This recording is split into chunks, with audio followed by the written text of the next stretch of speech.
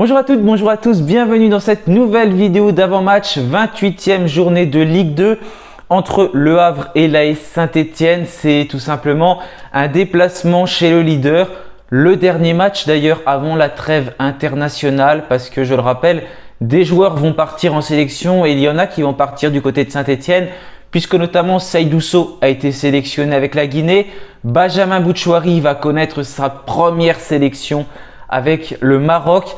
Et Jean-Philippe Crasso va partir également avec la Côte d'Ivoire qui est entraîné par un certain Jean-Louis Gasset. Et je viens d'apprendre à l'instant que Wesley Fofana et William Saliba sont tous les deux convoqués en équipe de France. Donc cette charnière centrale que l'on voulait tous voir depuis pas mal de temps quand on était à Saint-Etienne, on en rêvait tous. Et bien ça y est, elle est formée. Peut-être que les deux joueurs ne vont pas être titulaires ensemble, mais en tout cas les deux sont sélectionnés avec l'équipe de France. Donc ça c'est une très bonne nouvelle et ça récompense une nouvelle fois la formation stéphanoise qui sort vraiment des joueurs de talent, surtout d'ailleurs dans le secteur défensif. C'est vraiment là qu'on est les meilleurs. Donc en tout cas ça fait plaisir. Nous on va se concentrer sur l'avant-match de ce Le Havre Saint-Etienne, un déplacement qui sera très difficile chez un leader invaincu à domicile depuis le début de la saison. Donc la tâche s'annonce vraiment complexe. Juste avant de commencer la vidéo, je vais vous dévoiler l'énigme du ver Fouras. Déjà, merci à tous pour vos retours. Ça vous a bien plu le petit costume, donc je suis content. J'ai écouté tout simplement vos commentaires parce que c'est vous qui me l'avez demandé. Alors le joueur mystère, il s'agissait de Patrice Garande. Et oui, Patrice Garande qui est passé par l'AS Saint-Etienne à plusieurs reprises quand il était joueur. Il a été notamment dans les catégories juniors. Ensuite, il a été à Saint-Etienne entre 1977 et 1979 avant de revenir en 1987 jusqu'en 1989. Il a également joué au Havre et après on le connaît surtout pour sa carrière d'entraîneur parce qu'il est resté très longtemps du côté de Caen de 2005 à 2017-2018. Ça fait quand même un bon bout de temps, sachant qu'il était même au Havre entre 95 et 99, quelque chose comme ça. Donc il est resté au Havre à Caen entre 95 et 99. Donc voilà, il est resté 17-18 ans dans ce club. Donc voilà, Patrice Garande qui d'ailleurs a été interviewé par le site Ma Ligue 2. Il y a une interview qui a été faite, je viens de la découvrir aujourd'hui. Donc voilà, nous on va commencer tout de suite cet avant-match entre Le Havre et l'AS Saint-Etienne.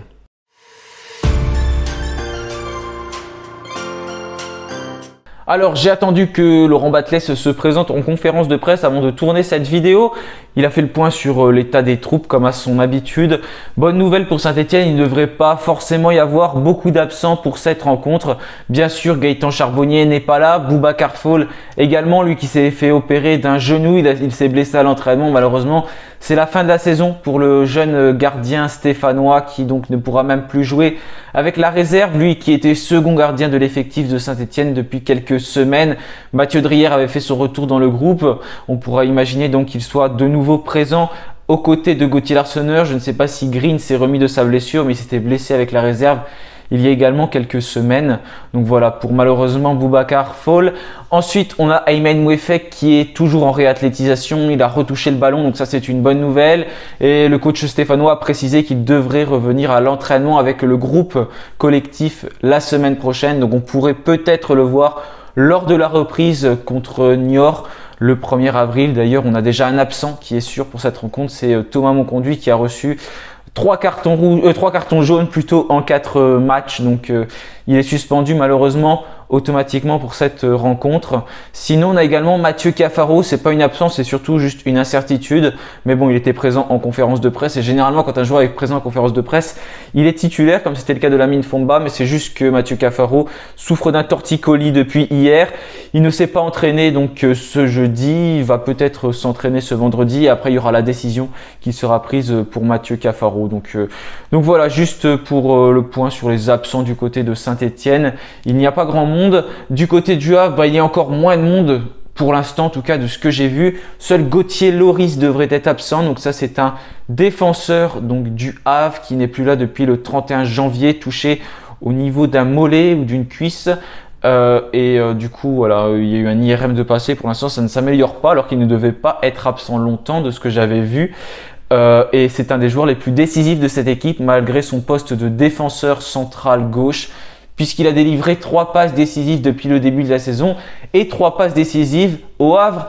Ça peut paraître étonnant, mais c'est tout simplement le meilleur passeur de cette équipe du Havre. Donc voilà, c'est quand même assez incroyable. Mais le Havre, malgré qu'ils sont premiers de Ligue 2 et puis correctement, eh ben, ils n'ont pas un joueur qui est si décisif que ça, notamment pour les passes décisives, puisque c'est un défenseur central, Gauthier Loris, avec ses 3 passes décisives et 2 buts depuis le début de la saison.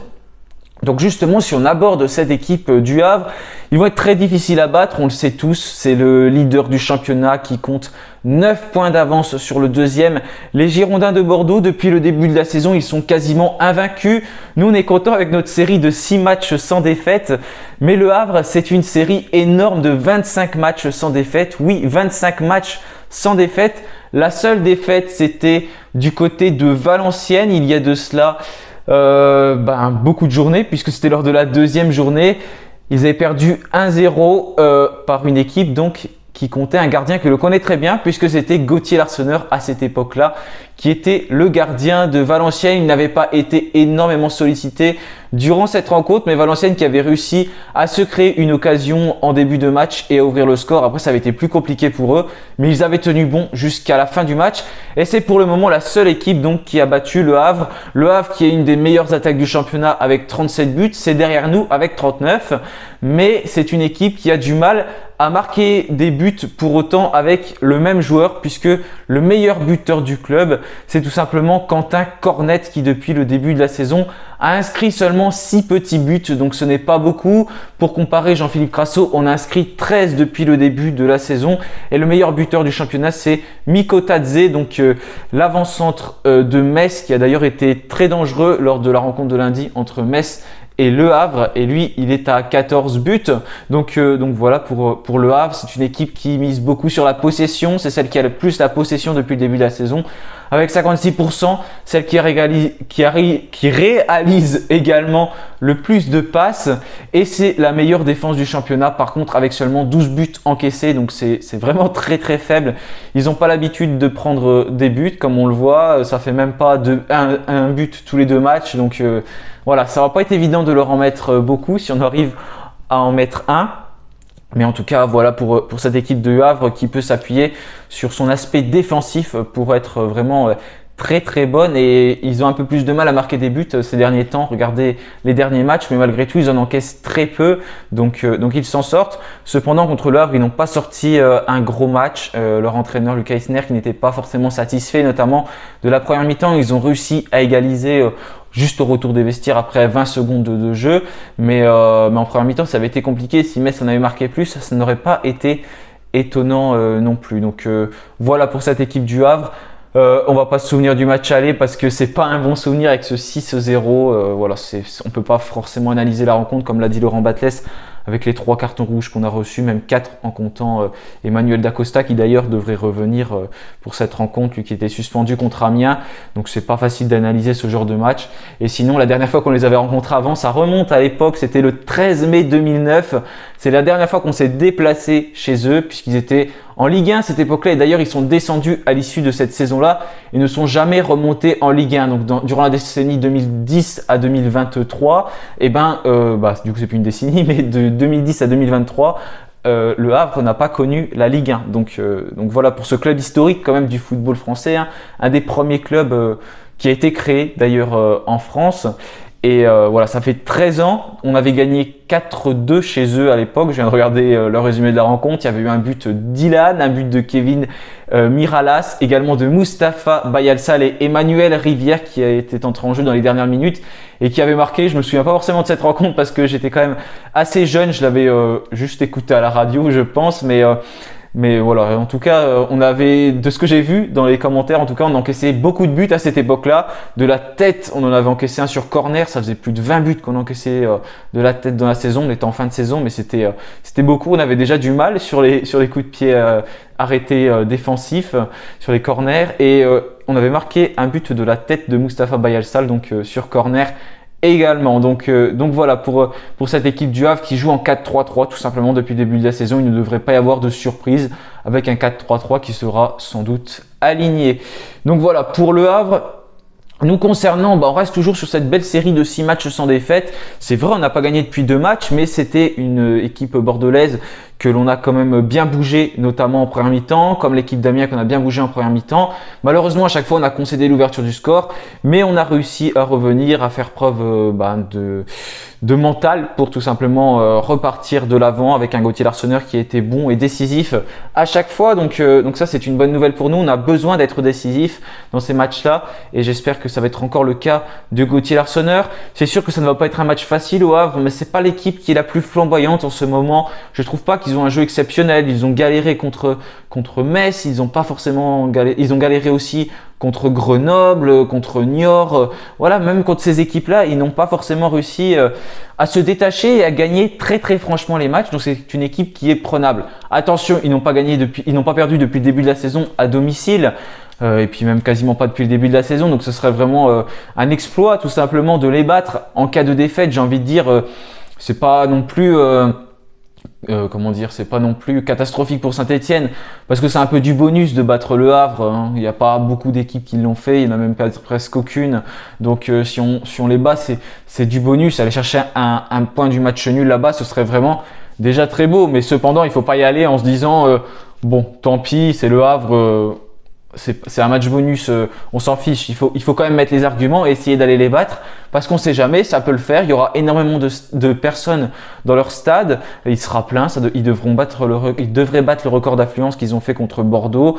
Le parcage stéphanois sera sans doute quasiment complet aussi, 1200 places. J'ai vu qu'il y en avait 900 de vendus hier, donc à mon avis, on va se rapprocher des 1000, des 1100. Ça va être vraiment une belle affluence dans le parcage du Havre. Donc voilà, je pense qu'il faut tenter, essayer, jouer avec nos arguments. On a vu qu'on a une belle équipe qui est capable de bien combiner. Cependant, je pense pas qu'il va falloir mettre la même composition que contre Amiens parce que ça n'a pas forcément fonctionné, notamment au milieu de terrain. Peut-être retitulariser un Benjamin Bouchouari, un Victor Lobry qui feront du bien. D'ailleurs, on va tout de suite parler de la composition avant que je l'aborde sans vraiment l'aborder.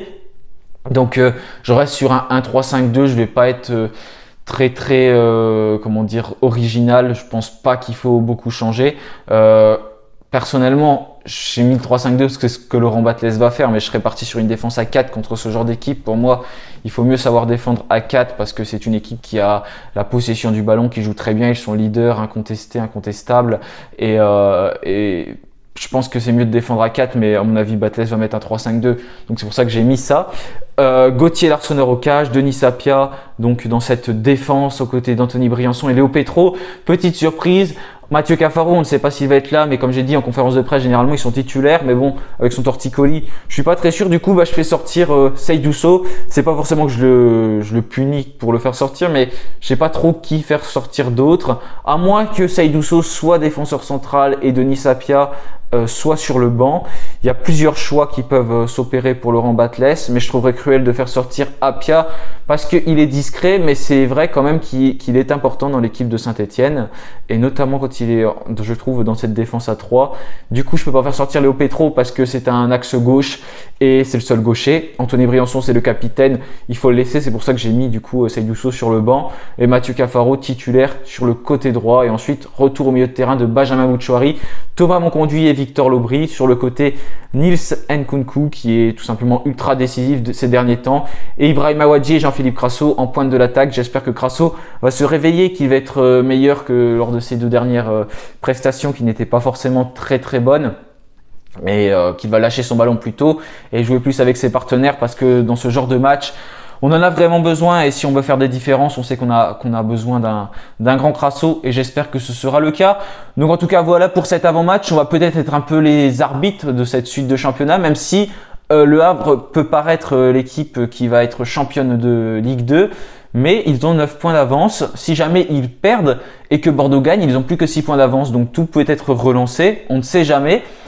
On peut peut-être réussir à relancer un peu ce championnat du haut de tableau. En tout cas, c'est ce qu'on va tenter de faire. Mais déjà, c'est sûr, on va penser à nous. On s'en fiche un peu de ce qui se passe là-haut. Même si j'aimerais bien que Bordeaux monte.